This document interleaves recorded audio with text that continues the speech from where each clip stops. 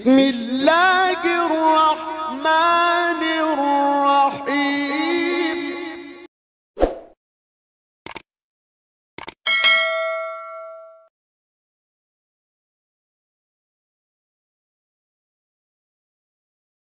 الحمد لله الذي أنزل القرآن على عبده وقال ورتل القرآن ترتيلا. والصلاة والسلام على أشرف الأنبياء والمرسلين الذي قرأ القرآن للصحابة كما أنزل إليه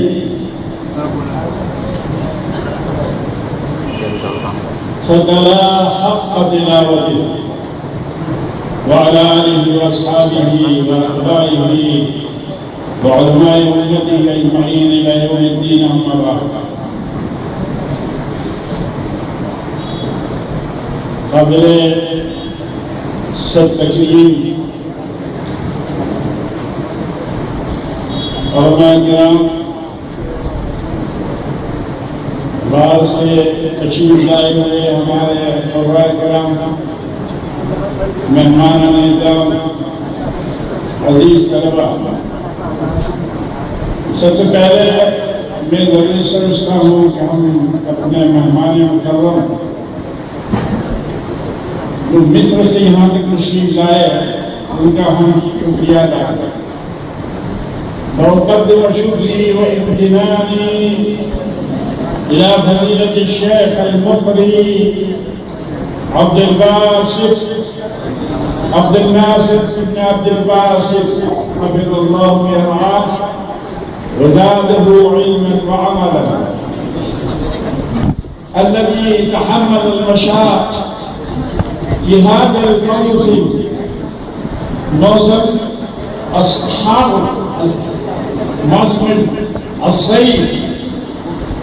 نحن موجودين في الهند ولا نستطيع أن نتحمل هذه الحرارة وهو جاء من مصر وذهب إلى المغرب الأقصى، من المغرب الأقصى جاء إلى الهند، فجزاه الله خير عنا وعن جميع المسلمين خصوصا من أساتذة الدائرة الله بها. الله سبحانه وتعالى يكرر هذا اللقاء ونستفيد من قراءته. أنا قلت قبل ذلك أن فضيلتكم إذا أقمتم في هذه الدار شهرا واحدا أو شهرين إن شاء الله يكون هؤلاء الطلاب يقرؤون القرآن كما تقرؤون أنتم.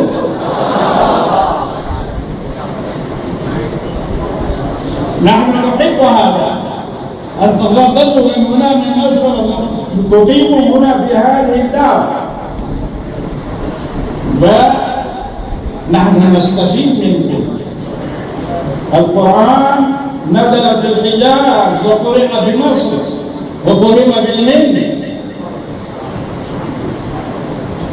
ولله الحمد.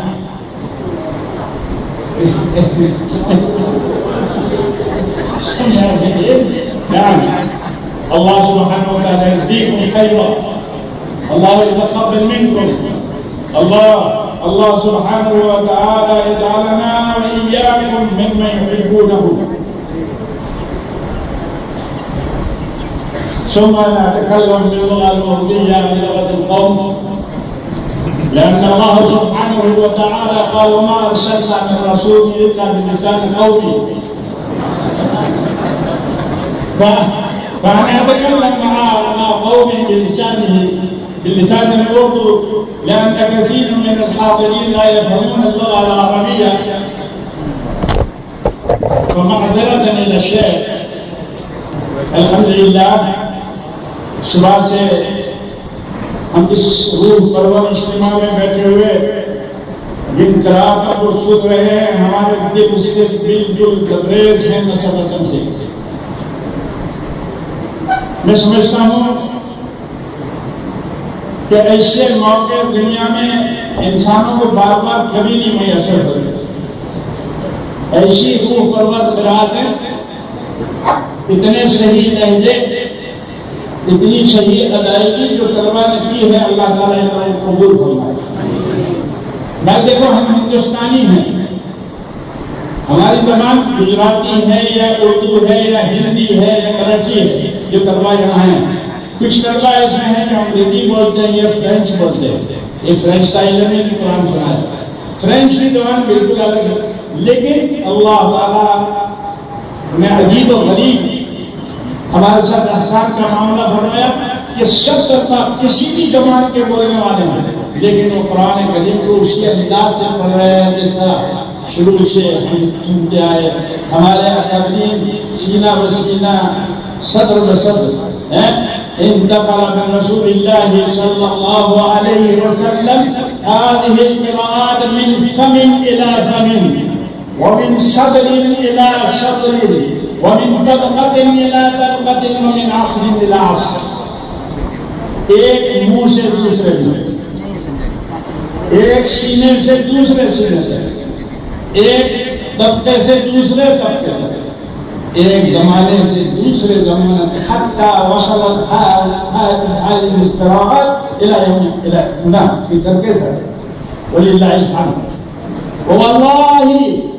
والله هذه معجزة القرآن الكريم۔ الأطفال الهنود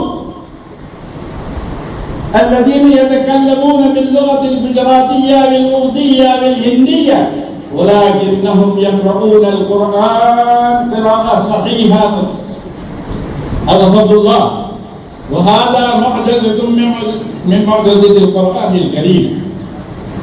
يحفظون القرآن في الهند في 6 شهور، في 3 شهور، في سنة واحدة، و3 سنين أكثر۔ هذه معجزة القرآن الكريم الذي أنزل في كتابه الكريم، نحن نزلنا الذكر وإنا له لحافظون۔ فحفظ العلماء والقراء ألفاظ القرآن وأداء القرآن وتجويد القرآن وقراءات القرآن، حفظوا إلى يومنا هذا۔ اللہ تعالیٰ نے اس قرآن کی حفاظت کا وعدہ فرمایا تو اللہ کے بندوں نے رسول اللہ صلی اللہ علیہ وسلم کے زمانے سے لے کر آج تک اس کی الفاظ، اس کی ادائیگی، اس کی قرآن کی مختلف شکلیں تواتر کے ساتھ ہم تک پہنچائی ہے۔ اللہ تعالیٰ ان سب علماء کرام اور جتنے بھی علماء ہیں ان کی قبروں کو نور سے بھرے۔ میرے دوستوں، صبح سے بار بار ایک چیز کا ذکر ہوتا رہا، خلاء دارین میں تجوید کے اس فن کو زندہ کرنے کے سلسلے میں، اور بار بار مزدمگاہ کا نام بھی آتا رہا، اور میں اپنے دل سے روتا تھا کہ اللہ، میں نے تو کچھ نہیں کیا، یہ المخلصین کی دعاؤں کی برکت ہے جنہوں نے اپنے اخلاص کے ساتھ اس ادارے کو قائم کیا۔ میں نے پہلے بھی ایک مرتبہ کہا تھا اور آج پھر اس کو دوہراتا ہوں کہ پہلی مرتبہ کی 6 کمرے کی نیند رکھی گئی تھی دارالحکامہ میں نے دیکھا کہ حاجی موسیٰ صاحب ایک کنارے پر کھڑے ہو کر زار و قطار ہو رہے تھے، اور مجھے بڑا تعجب ہوا کہ کیوں رو رہے ہیں۔ میں ان کے پاس گیا اور میں نے پوچھا کہ حاجی صاحب آپ کو خوشی کا دن ہے کہ آج ہم مدرسے کے مسجد کی بنیاد ڈال رہے ہیں اور آپ کو رو رہے ہیں؟ مجھے سمجھ میں بات نہیں ہے۔ ان کا مولانا میں اس لیے رو رہا ہوں کہ میں معلوم ہمارا یہ قدم اللہ سے اللہ کو راضی کرنے کے لیے ہے یا شہرت ہے۔ جن معنیوں کی شروع سے نیت اس طرح سے ہے اور جن معنیوں نے اس طرح اس مدرسے کو چلایا تھا، ایک کاغذ بھی انہوں نے کبھی مدرسے کے آفس سے خرچ نہیں کیا۔ اللہ تعالیٰ حاجی یوسف صاحب، حاجی غلام صاحب، حاجی موسیٰ صاحب کے قبروں کو نور سے بھرے۔ ابھی آپ کے سامنے صبح کی مجلس میں مولانا خلیل احمد صاحب، اللہ تعالیٰ ان کی زندگی میں برکت عطا فرمائے، انہوں نے اپنے خواب کا ذکر کیا۔ حاجی موسیٰ صاحب کو خواب میں دیکھا اور میں بھی ان کے ساتھ ساتھ، یہ غائب تعلق کی بات، سالہ سال تک ہم ساتھ رہے، مشورے کرتے رہے، اور مجھے ان لوگوں نے تعلیم کے معاملے میں کبھی بھی پابند نہیں کیا۔ اصل مسئلہ یہ ہے، ہم جس استاد کو لانا چاہتے تھے منظور، جس طرح کا نظام مقرر کرنا چاہتے تھے منظور، وہ یہ کہہ رہے تھے کہ ہم تو یہ اینٹ اور سیمنٹ کے آدمی ہیں، ہماری بس یہ بات نہیں ہے، تو جانے تیرا کام ہے۔ اور پورے اخلاص کے ساتھ انہوں نے ہم کو اجازت دی، تو پھر اللہ تعالیٰ نے ہمارے لیے راستے پیدا کر دیے کہ اللہ تعالیٰ نے ایسے مدرسین ہم کو عطا فرمایا۔ قاری محمد عباس صاحب کا خاتون، قاری محمد صادق صاحب، یہ اولین لوگ ہیں جنہوں نے شروع کیا۔ قاری محمد رمضان صاحب بھی یہاں میوات، انہوں نے بڑی محنت کی تھی شروع میں، اس کے بعد پھر تشریف لائے قاری صاحب۔ اور مجھے یاد ہے وہ منظر کہ میں جو علی گڑھ یونیورسٹی میں گیا اور قاری نیاز محمد صاحب سے میں نے یہ کہا کہ قاری صاحب میں اس سفر میں اس لیے آیا ہوں کہ میں ایک ایسے قاری کی تلاش میں ہوں جو سبا اور اشرا کی پڑھا سکے، کیونکہ یہ فن ہمارے یہاں بالکل ختم ہو رہا ہے۔ تو مجھے یاد ہے کہ قاری صاحب ایک لاغر سکون کے ساتھ بیٹھے ہوئے تھے، سر سید والی مسجد میں کھڑے ہو گئے اور مجھے سینے سے لگایا، ان کا مولانا اللہ تعالیٰ آپ کو جزائے خیر دے کہ یہ فن ہمارے علاقوں میں سے بھی جا رہا ہے، اس میں آپ شرکت کر کے یہاں تک آئے۔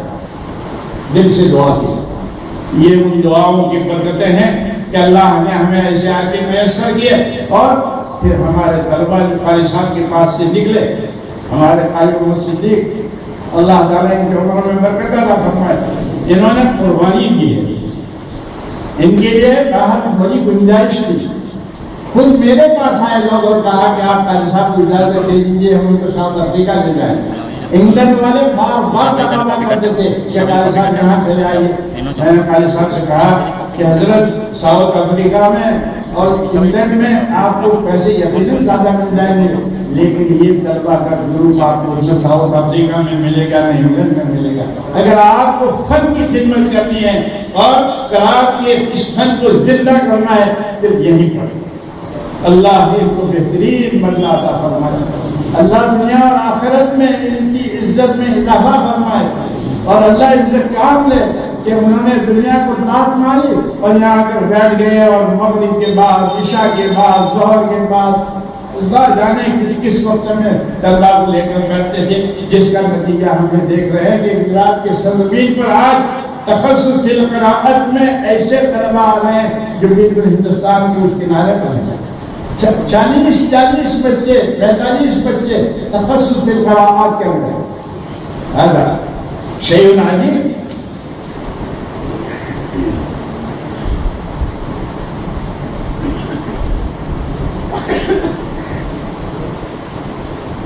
من مقاطعات مختلفة من الهند يا شيخ، الطلاب يحضرون هنا لتحصيل تجويد والقراءات، في كل سنة 40 طالب يلتحقون في هذه المدرسة في قسم التخصص في القراءات.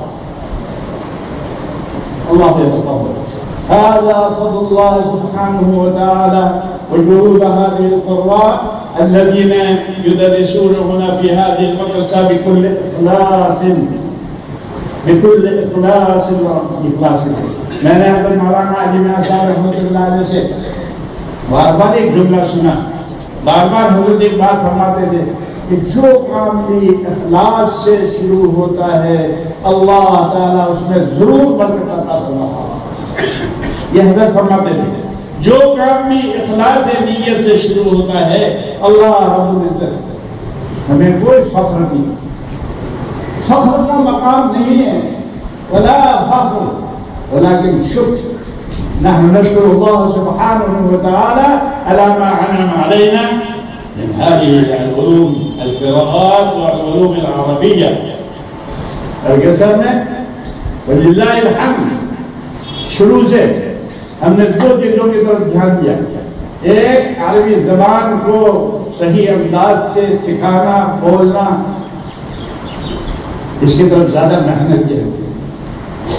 خصوصاً اللغة العربية لها أهمية كبرى ولهذا كنا نجتهد أن طلابنا يجتهدون في تحصيل هذه اللغة الكريمة، لغة القرآن الكريم، لغة العصر، لغة تنطق من الخليج إلى المحيط.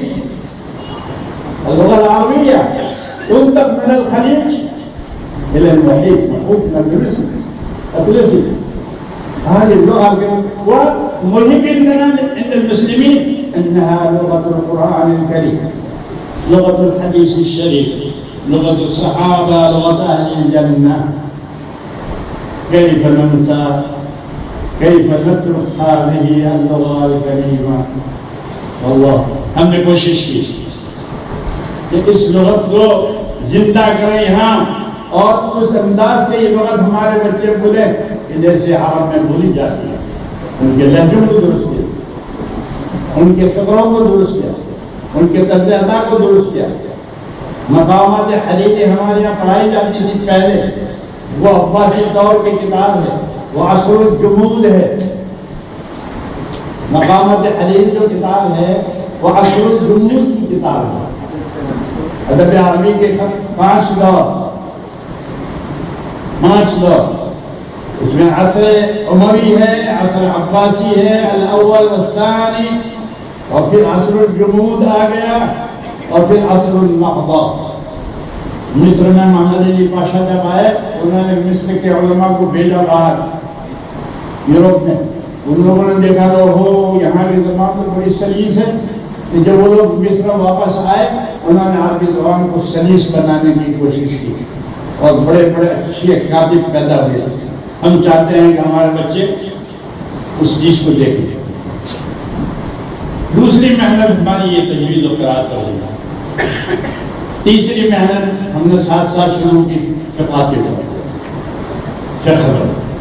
اللہ تعالیٰ مزید شعبوں میں بھی ترقی عطا فرمائے. ہم چاہتے ہیں کہ سارے شعبے زندہ ہوں، ہم ممتاز اپنے طلباء کو بنائیں، موجودہ دور کے حالات سے یہ واقف ہوں. ان کو یہ پتہ کرنا چاہیے کہ اسلام کی خدمت کی اس وقت کیا ذرائع ہیں، اسلام ہم سے کیا مطالبہ کر رہا ہے، دنیا کے حالات کیسے ہیں، اسلام کو کس طرح اس وقت گھیرا جا رہا ہے سارے عالم میں. الغزو الفکری، غزو الفکری کو سمجھنا ضروری ہے کہ کس طریقے سے یورپ اور امریکہ اور برطانیہ اور جرمنی کیسے مضامین شائع کر کے اسلام اور مسلمانوں کو کس طرح کا اس کو پیش کرتے ہیں ٹیلی ویژن میں. ہمیں اس کو سمجھنے کی ضرورت ہے. ہمیں ایک ہی پہلو پر زور نہیں دینا. میں نے پہلے ایک مرتبہ انجمن کے جلسے میں کہا تھا کہ آپ النہایہ پڑھ لیجیے علامہ غزالی کی.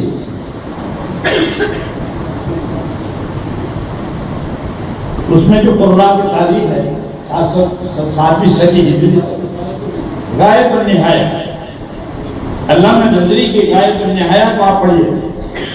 4 جلدوں میں ہمارے کتب خانے میں ہے.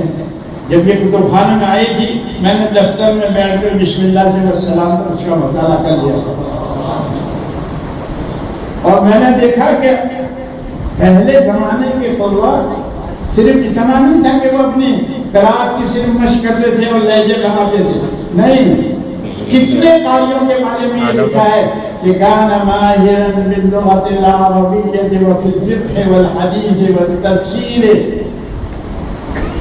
صرف قاری نہیں، یہ لوگ ماہر تھے، فقہ میں بھی ماہر تھے، لغت میں ماہر تھے، حدیث میں ماہر تھے، تفسیر میں.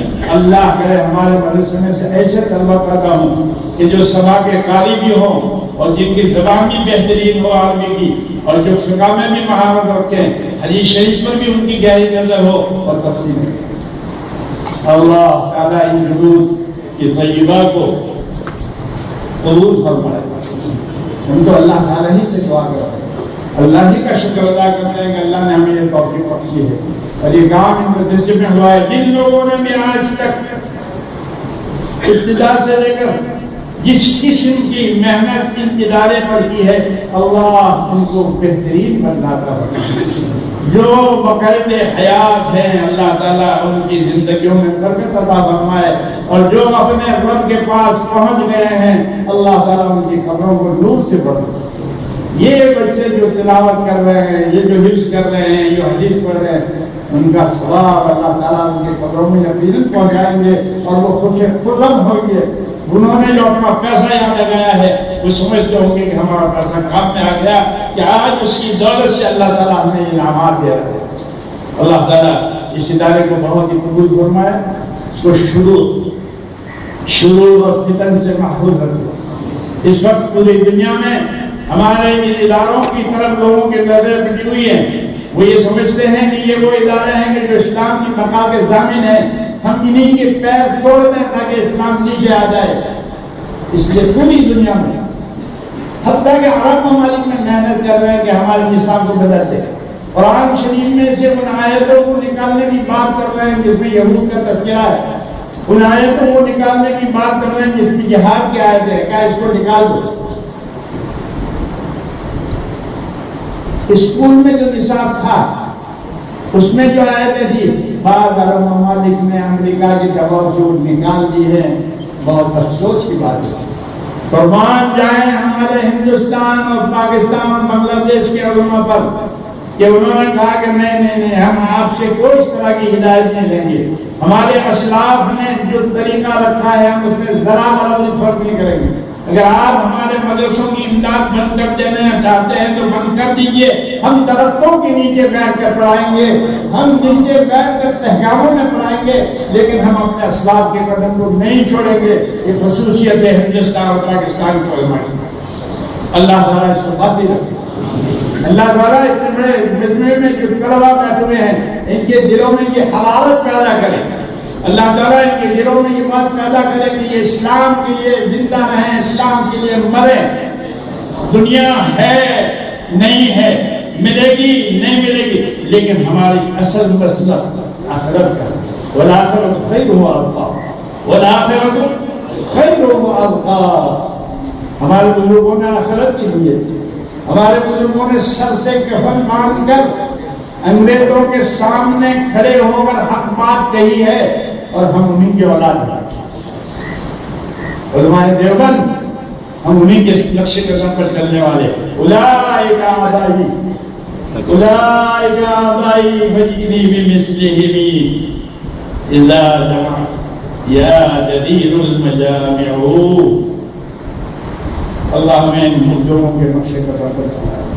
اللہ ہر قسم کے شرور سے، فتن سے، بری نظر والوں کی بری نظر سے، حاسدین کے حسد سے ہمارے تمام اداروں کی حفاظت فرمائے، اور اللہ تعالیٰ ان مشاہدین کو جزائے خیر کا فرمائے جنہوں نے کتنی مدت تک مشق کرتے کرتے آج یہ قرآن سے پڑھا۔ ہو سکتا ہے کچھ اونچ نیچ ہو، میں چونکہ فن قرآن کا آدمی نہیں ہوں اس لیے میں اس پر تبصرہ نہیں کر سکتا، یہ تحسین ناشناس ہوگی۔ ہمارے بھائی صاحب سے میں نے عرض کیا کہ آپ جو فن کے ماہر ہیں آپ اساتذہ سے کہیں کہ کیا اونچ نیچ ہے، کس طرح اس کو بہتر ہے۔ میرے دوستوں کبھی بھی اپنے کام کو مکمل نہیں سمجھنا چاہیے، یہ بات باندھ لو، ایسا نہ سمجھے کہ ہم بہت عمدہ پڑھ رہے ہیں کوئی غلطی نہیں۔ جب کوئی شخص اپنے کام کو مکمل سمجھتا ہے تو پھر اصلاح کی گنجائش بہت کم رہتی ہے۔ ہمیں چاہیے کہ جو دور سے مہمان آئے ہیں ان سے پوچھیں تنہائی میں کہ آپ کی کیا رائے ہے، کس طرح اس کی اصلاح ہے۔ حضرت قاری صاحب جو دارالعلوم دیوبند سے تشریف لائے ہیں وہاں کے بہترین طلباء میں سے ہے، اور پھر جو شیخ آئے ہیں جو مصر سے ہیں وہ تو قرآن کی زمین ہے، ایک سے ایک قاری وہاں مشہور ہے، تو ان سے معلوم کرنا چاہیے کہ کیسے آپ لہجے بناتے ہیں، کس طرح کرتے ہیں، بیچاروں کی تکلیف ہوتی ہے۔ ہم شیخ سے معذرت چاہتے ہیں کہ ہم ان کی طبیعت کے مطابق کھانا نہیں پیش کر سکتے۔ وہ حجاج ہنداوی آئے تھے کینیڈا، تو میں نے ان کو دعوت دی اپنے گھر، میں نے کہا شیخ بکرہ انشاءاللہ طعام الغداء عندنا، ان کا لا میرا ہوگا ملا دی۔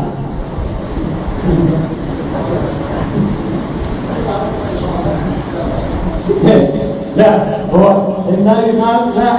لماذا شيخ أنت تقول لا أنا لا أحضر؟ هو قال أعام الهود والله جهنم.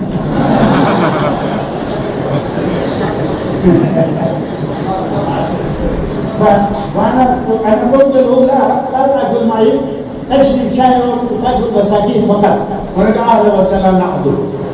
فأنا قلت في البيت لابد أن تصنعوا طعاما غير مفلفل ما فيه فلفل، فهم صنعوا أحسن الطعام بغير الفلفل. فجاء معه مصطفى مصري وهو مقيم في كندا، فأنا قلت أولا له يا مصطفى كل هذا الطعام، هو قال يا هلاوي كل ليس هذا جهنم. فأنا قلت إن شاء الله اليوم جدنا. بارك الله لكم. مرة أخرى أنا أقدم شكري وامتناني إلى فضيلة الشيخ المقري، الله يهديه خيرا إلى القراء جميعا وإلى الحاضرين، والسلام عليكم ورحمة الله وبركاته.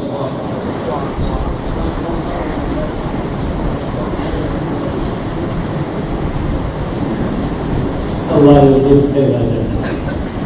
doa mukhtasar doa min doa mencari. اللهم صل على سيدنا محمد وعلى ال سيدنا محمد كما تحب وترضى وعدد ما تحب وترضى. اللهم صل على محمد وعلى ال محمد كما صليت على ابراهيم وعلى ال ابراهيم انك حميد مجيد. اللهم بارك على محمد وعلى ال محمد كما باركت على ابراهيم وعلى ال ابراهيم انك حميد مجيد. اللهم ربنا ظلمنا انفسنا وان لم تغفر لنا وترحمنا لنكونن من الخاسرين. ربنا آتنا في الدنيا حسنه وفي الاخره حسنه وقنا عذاب النار. اللهم انا نسالك رضاك والجنه ونعوذ بك من سخطك وغضبك والنار. اللهم اغفر لنا ذنوبنا اسرافنا في امرنا وثبت أقدامنا وانصرنا على القوم الكافرين. اللهم ثبتنا على الإيمان، اللهم ثبتنا على الإسلام، اللهم ثبتنا على الإيمان وثبتنا على الإسلام. اللهم وفقنا لما تحب وترضى واجعل آخرتنا خيرا من الأولى. اللهم اغفر لنا ولإخواننا الذين سبقونا بالإيمان ولا تجعل في قلوبنا غلا للذين آمنوا ربنا إنك رؤوف رحيم. اللهم إنا نسألك علما نافعا ورزقا واسعا وشفاء من كل داء. اللهم إنا نسألك علما مقرونا بالعمل. اللهم إنا نسألك علما مقرونا بالعمل. اللهم اغفر لنا ولإخواننا ولأساتذتنا ولأحبابنا ولمن له حق علينا برحمتك وفضلك يا أرحم الراحمين. اللهم ربنا تقبل منا إنك أنت السميع العليم وتب علينا إنك أنت التواب الرحيم. وصلى الله تعالى على خير خلقه سيدنا محمد وعلى آله وأصحابه أجمعين برحمتك يا أرحم الراحمين.